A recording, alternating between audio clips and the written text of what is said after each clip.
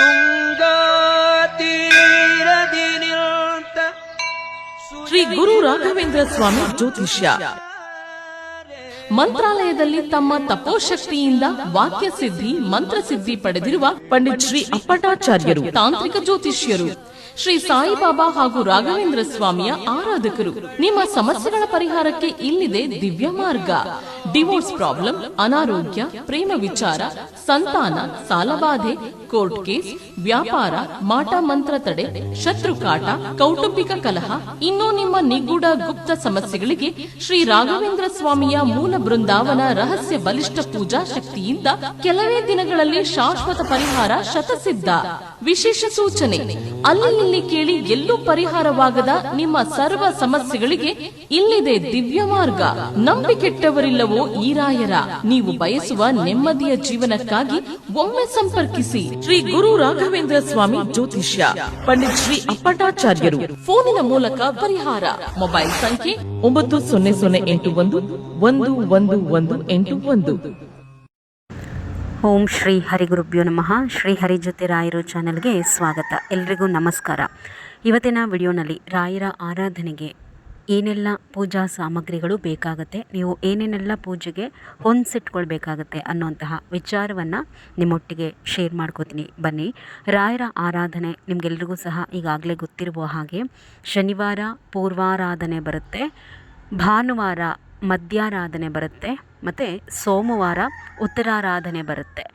ಎಂದಿಗಿಂತ ಅಂದರೆ ಈ ಹಿಂದೆ ಏನು ಬಂದಿತ್ತಲ್ವ ರಾಯರ ಆರಾಧನೆ, ಒಂದಷ್ಟು ವರ್ಷಗಳಲ್ಲಿ ಇಲ್ಲದಂತಹ ಶುಭ ಮುಹೂರ್ತದಲ್ಲಿ ಬಹಳ ಚೆನ್ನಾಗಿ ಈ ಬಾರಿಯ ರಾಯರ ಆರಾಧನೆ ಬಂದಿದೆ. ಆಡಂಬರಕ್ಕೆ, ತೋರಾಟ ಮಾಡ್ಕೊಳ್ಳೋದಕ್ಕೆ, ತೋರಿಸ್ಕೊಳ್ಳೋದಕ್ಕೆ ಪೂಜೆಯನ್ನು ಮಾಡೋದನ್ನು ಬಿಟ್ಟು ಸರಿಯಾದ ರೀತಿಯಲ್ಲಿ ಕಳಸವನ್ನು ಇಟ್ಟು ಶಾಸ್ತ್ರೋಕ್ತವಾದಂತಹ ವಿಧಿವಿಧಾನದಲ್ಲಿ ರಾಯರ ಆರಾಧನೆಯನ್ನು ಮಾಡಿ ಬಹಳ ಒಳ್ಳೆಯ ಫಲಗಳು ನಿಮ್ಮದಾಗುತ್ತೆ. ರಾಯರ ಅನುಗ್ರಹವೂ ಕೂಡ ಆಗುತ್ತೆ. ರಾಯರ ಆರಾಧನೆಗೆ ಏನೇನೆಲ್ಲ ಪೂಜೆಯ ಸಾಮಗ್ರಿಗಳು ಬೇಕು ಅಂತ ಹೇಳ್ತೀನಿ ನೋಡಿ. ರಾಯರ ಆರಾಧನೆಯನ್ನು ಯಾವ ರೀತಿ ಮಾಡಬೇಕು ಅಂತಾನು ಕೂಡ ನೆಕ್ಸ್ಟ್ ವಿಡಿಯೋಸಲ್ಲಿ ನಿಮಗೆ ತಿಳಿಸ್ಕೊಡ್ತೀನಿ. ಹೊಸಬ್ರಾಗಿದ್ದರೆ ಚಾನಲನ್ನು ಸಬ್ಸ್ಕ್ರೈಬ್ ಮಾಡ್ಕೊಳ್ಳಿ. ನನ್ನ ಇನ್ನೊಂದು ಚಾನಲ್ ಶ್ರೀ ರಾಘವೇಂದ್ರ ಕಾರುಣ್ಯ, ಅಲ್ಲಿ ಕೂಡ ಸಬ್ಸ್ಕ್ರೈಬ್ ಆಗಿ. ಎರಡೂ ಚಾನಲಲ್ಲಿ ನಾನು ಪ್ಯಾರಲಲ್ ಆಗಿ ವಿಡಿಯೋಸನ್ನು ಅಪ್ಲೋಡ್ ಮಾಡ್ತಾ ಹೋಗ್ತೀನಿ. ರಾಯರ ಆರಾಧನೆಯ ಪೂಜೆಗೆ ಮೊದಲು ನಿಮಗೆ ರಾಯರ ಫೋಟೋ ಅಥವಾ ವಿಗ್ರಹ ಬೇಕಾಗುತ್ತೆ. ಮನೆಯಲ್ಲಿರುವಂತಹ ಫೋಟೋ ಅಥವಾ ವಿಗ್ರಹವನ್ನೇ ನೀವು ಬಳಸ್ಕೊಳ್ಬಹುದು ಈ ಪೂಜೆಗೆ. ಮೊದಲನೇದಾಗಿ ಹೊಂಬಾಳೆ ಬೇಕು.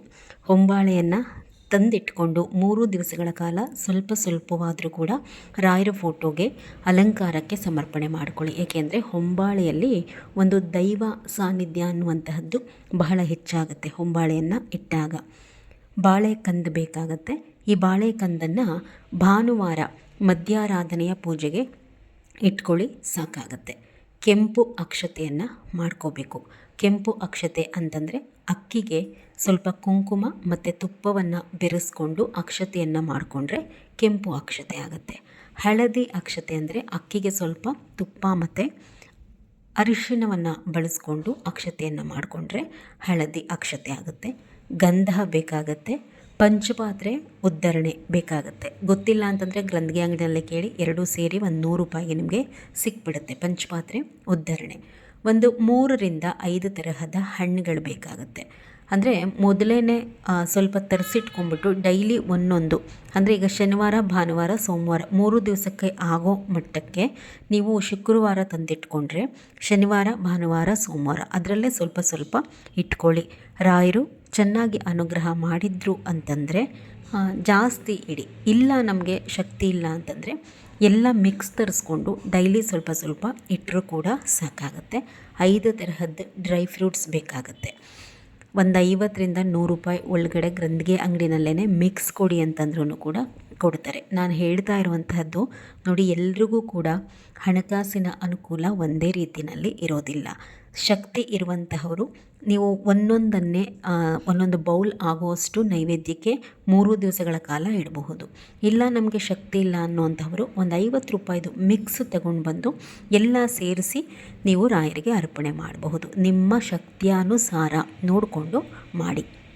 3 ದಿವಸಗಳ ಕಾಲ ತಪ್ಪದೆ ಕಲ್ಲು ಸಕ್ಕರೆಯನ್ನು ಇಡಬೇಕಾಗತ್ತೆ. ಇನ್ನು ಕಡಲೆಬೇಳೆ ಬೇಕಾಗುತ್ತೆ, ಹೆಸರುಬೇಳೆ ಬೇಕಾಗುತ್ತೆ, ಬೆಲ್ಲ. ಕಡಲೆಬೇಳೆ ಹಯಗ್ರೀವ ಇಡಲೇಬೇಕು ಒಂದು ದಿವಸ ಆದರೂ.